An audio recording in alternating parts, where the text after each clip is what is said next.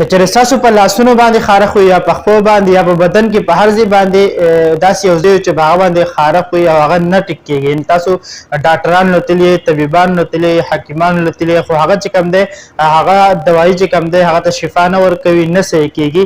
نو هغه لپاره ډېر زبردسته مجربه وظیفه چې کوم دی ما تاسو لپاره راوړې ده. نو که چېرې تاسو د وظیفې باندې عمل وکړئ څنګه چې مولانا صاحب بیان کړي ده، که چېرې په دغه طریقه تاسو عمل وکړئ نو انشاءالله امید دی چې دغه خارښ او دغه مشکلات چې کم مشکلات کې تاسو فساو یې نو دا به چې کوم دی زر ته زر چې کوم دی الله تبارک وتعالی ښه کړي او یو تاسو چې کوم دی یو بیمارۍ نه مصیبت نه چې کوم دی تاسو به خلاص شئ. راځئ د مولانا صاحب نه اورو مخکې د خپلو کتونکو سره د ثواب منت لازمي شی کوو، ځکه چې دنیا خلک داسې دي چې هغه په بدن باندې خارښ لګېدلی وي او ډاکټر دوای سره هغه خارښ چې کوم دی نه صحیح کېږي. نو بیا موږ له پکار دی چې موږ قرآني علاج وکړو، نو ډېر زبردست علاج دی. راځئ دا واورئ مخکې د خپلو کتونکو سره په دې نیت شیر کړئ چې نورو مسلمانانو ته فایده ضرور ورسي. چې د چا په بدن باندې خارښ وي او ډېر زیاته مسلې وي، دا ټوله ورځ بدن خارښ کېږي، ډاکټر ته ملاړې، ټوپونه دې استعمال کړل، هر قسم دوایي ته استعمال کا، لیکن تا ته شفا نه ملاوي، ستا خارښ نه ښه کېږي، لږ شان ګزارم نه کېږي.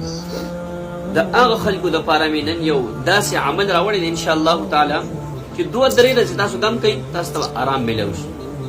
عمل ښودلو نه مخکې تاسو ته زه یو اپیل کوم چې دا ویډیو ټولو مسلمانانو سره شیر کړئ.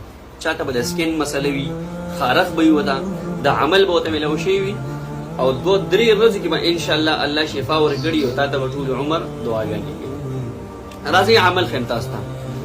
روزانه د قرآن مجید دا تلاوت فکسونا العظام لحمه ثم انشأناه خلقا آخر فتبارك الله احسن الخالقین. دا آیت تاسو ته ښکاري په سکرین باندې، دا به 21 پیره ویل وي او په بدن باندې دم کول دي، یا په تیلو باندې یا داسې هر قسم تیل وي تاسو سره چې هغې باندې تاسو بدن وړولی شئ، مالش پې کولی شئ، په هغه تیلو باندې دا دم کول 21 پیره به وایي او بیا به هغه په بدن باندې لګوئ. انشاءالله تعالی په لږو ورځو کې به تاسو ته د خارښ نه د سکین کومه بیماري وي تاسو ته به هغې نه الله رب العزت شفا درکړي. دا ویډیو ستاسو خوښه شوې وي مخکې ضرور شیر کړئ.